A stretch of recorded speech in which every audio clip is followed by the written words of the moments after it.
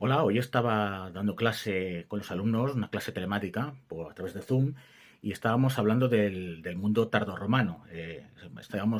Particularmente estábamos debatiendo sobre si la famosa donación de Constantino es verídica o es una falsificación. Pero bueno, hemos repasado un poco la historia del papado y ya sabéis que después de esta vorágine informativa que hemos tenido sobre la muerte del Papa Francisco, sobre el funeral del Papa Francisco, el cónclave y luego la elección del nuevo Papa León XIV, pues el tema del papado ha suscitado entre mis alumnos bastante interés. Entonces les he dicho, ¿vosotros sabéis que hubo una papisa?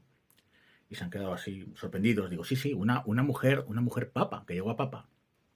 Y digo, bueno, cuentan, realmente parece ser, según frailes dominicos del siglo XIII, que son los que consignan por escrito la historia, leyenda de la papisa Juana, que hubo una mujer que llegó al papado allá por el siglo IX, más o menos en el bienio del año 855 y el 857, que bueno, según estos autores dominicos, como he dicho, parece ser que era una mujer que había nacido en Maguncia, era muy lista, muy inteligente, desde un principio se había hecho pasar por hombre, se había disfrazado de hombre, había hecho estudios de teología, adoptó como copista el nombre de Juan el Inglés y que llegó hasta la curia romana, y que la propia curia romana la eligió papa.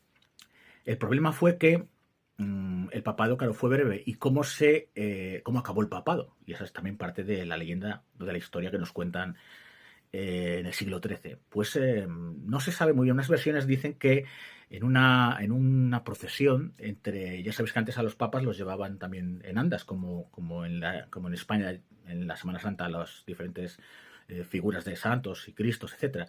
Bueno, pues en un traslado unos autores dicen que es desde la Basílica de Letrán hasta el Vaticano, y otros autores dicen que es desde el Vaticano a la Basílica de Letrán. El caso es que cuando iban de camino, la papisa, o sea, el Papa, en principio el Papa, Juan el Inglés, se puso de parto.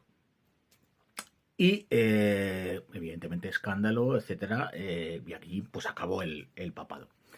¿Y qué ocurrió? Pues que después de este escándalo la curia tenía que inventar alguna forma, y esta es la segunda parte de la leyenda y un poco más escabrosa, un poco más morbosa, ¿no? Tenían que comprobar que no se les colara de alguna forma ninguna mujer en el papado como había ocurrido. Y entonces se inventó un artilugio que consistía en, bueno, básicamente era una silla que estaba tapada